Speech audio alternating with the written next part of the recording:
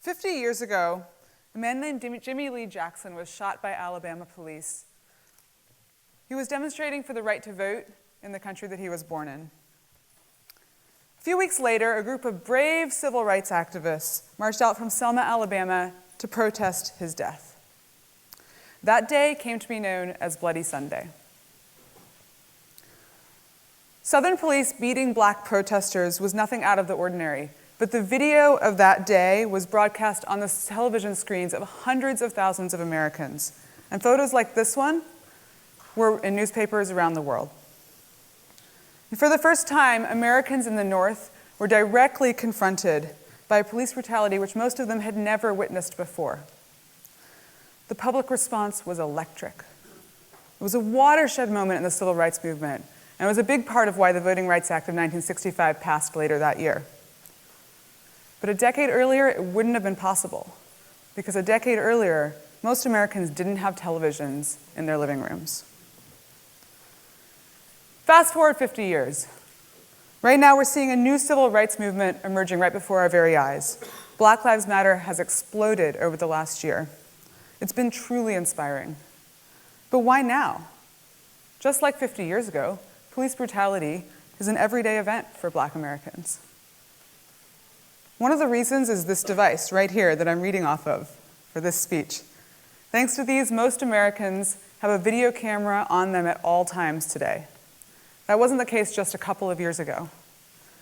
Remember, the incidence of killing black men hasn't increased in the last year, but the incidence of police killing black men on camera has skyrocketed.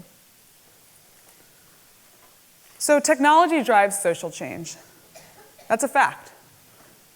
I could stand here and congratulate all of you for getting that, for being the early adopters, for starting and funding and working at organizations that use technology to make the world better. Good job. But not really, because we've got a big problem. We in the formal social change sector are just barely keeping our heads above water when it comes to technology. Here's an example. How many of you in this room have tried using WhatsApp for organizing or advocacy? Okay, look around you, not very many hands, right? WhatsApp has 800 million monthly active users. 800 million. And you guys, all of us, are supposed to be the people at the cutting edge of using communication technology for activism. The truth is that even campaigning organizations like mine that pride ourselves on being digitally native are 3 to 5 years behind. 20 years ago, that was okay. But now, the pace of technological change is accelerating, and if you're 12 months behind, you've basically missed the boat. We have to be better and faster and smarter than we've ever been before. So I want to argue that we need to stop patting ourselves on the back and start challenging ourselves more. And in particular, I want to argue that organizers and campaigners don't just have to start working with technologists better, we have to start thinking and acting like technologists ourselves. Because the truth is, the best organizers in this country live in Silicon Valley. Okay, let me explain that. Think of a community organizer, someone on the ground in Selma or Baltimore, Saul Alinsky. Their goal is to channel the power of groups of people to create change in their communities. Now think of a product manager, someone who spends all day thinking about user experience. But you're thinking of someone really different, Mark Zuckerberg. But product managers, like community organizers, are experts in channeling the power of groups of people to make change. That's their job. It's not very different from organizing. And look at the outcomes. Number of marriages that the founders of OkCupid and Tinder are responsible for, or the amount of sex they're responsible for. Think about the fact that 5 years ago, Uber didn't exist. We've talked a lot about Uber today already. Now it connects you to 1 million drivers around the world. These companies are creating massive shifts in global behavior, and they're doing it very quickly. But how many social change groups do you know that are trying to be the Uber for organizing? Not many, I'm guessing. In fact, I bet you know a lot of people who would really cringe at that analogy. Right. Yeah. Uber's done some really bad things. I don't like them as a company, but they would be really foolish to ignore what they've been achieving. Those of us fighting for social change can end up looking down on tech companies. We're upset about surveillance and invasions of privacy. We're worried about people not just spending their time bowling alone, but Redditing alone. We love to make fun of Google Plus and tech bros. It's our favorite pastime. But right now, these companies are shaping the way we live more than anyone else, and we had better learn from them. So my challenge to myself, to all of you, and to our movement is to not just use technology, but to embrace it, to build organizations that excel at it. 4 years ago, I founded an organization that tries to sit at the intersection of social change and technology. It's called Some of Us. Here's a screenshot of our team on Zoom, one of the many tech tools that lets us operate in a virtual global office. We take on the threat that growing corporate power poses to the world by harnessing all of the tools available to us, from Saul Alinsky to Mark Zuckerberg. So here are some of the things I've learned in the last 4 years since starting the organization. I've called them user experience rules for radicals. And let me be clear, these aren't just for digital organizers. This is for anybody. This applies to any organization that's trying to create change in the world. So number one, fail fast. You've probably heard this one before, but it's worth every reminder you can get, because I bet that we're not all living up to it every day. When you try something new, 1 out of 5 times, it's going to be a total failure. Everybody's going to agree, no more of that. Let's drop it. 1 out of 5 times, it's going to be a brilliant success, and everybody's going to agree, we should definitely keep doing that. The question is, what do you do the other 3 times out of 5, when it's somewhere in the middle? Do you muddle along and put resources into something that's okay, it's doing some good? Or do you make a hard decision, drop the idea, and create the space and capacity you need to test 5 more ideas to find the next brilliant one? And how fast do you make that decision? Let's take the idea of a new mobile app for petitions. Some of us is partnering with Citizens Engagement Lab to start thinking about whether this is a direction that might make sense, a native app on mobile.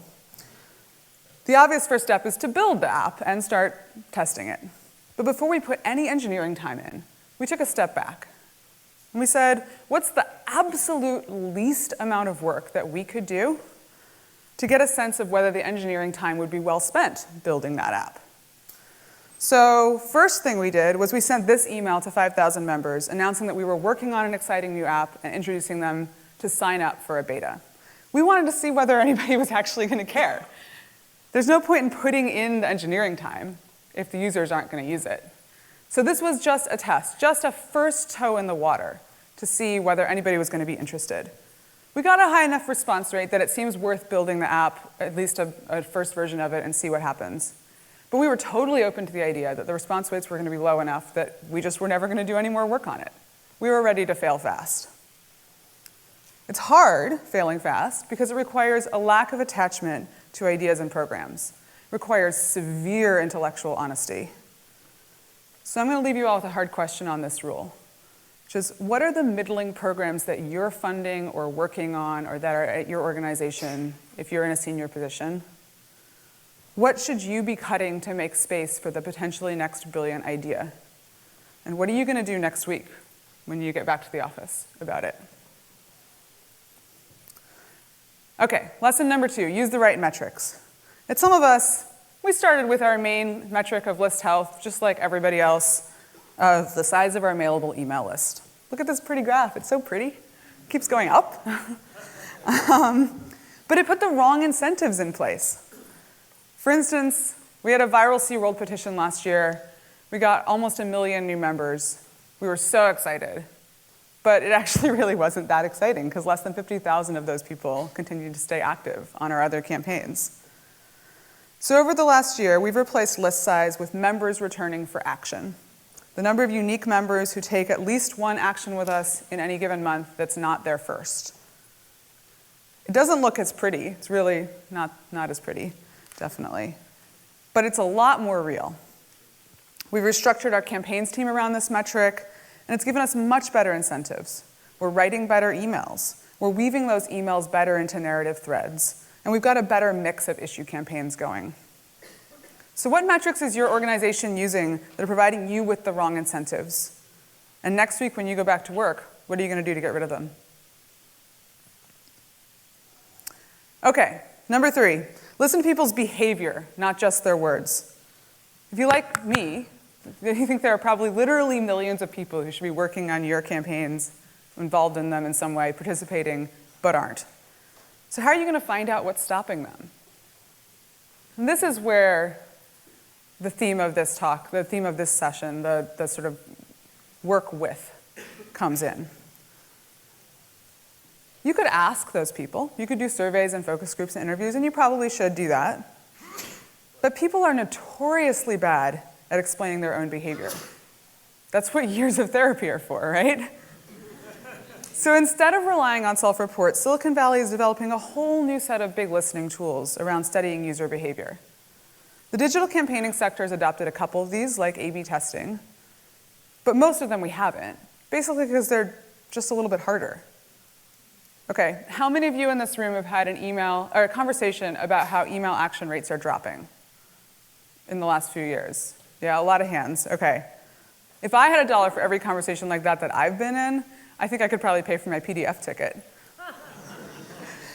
But I've never heard of anyone in our sector who's ever done a diary study where we asked our users to keep, the people we're trying to organize, to keep track of how they process their email. Or better yet, why don't we bring people into an office and watch them process their email?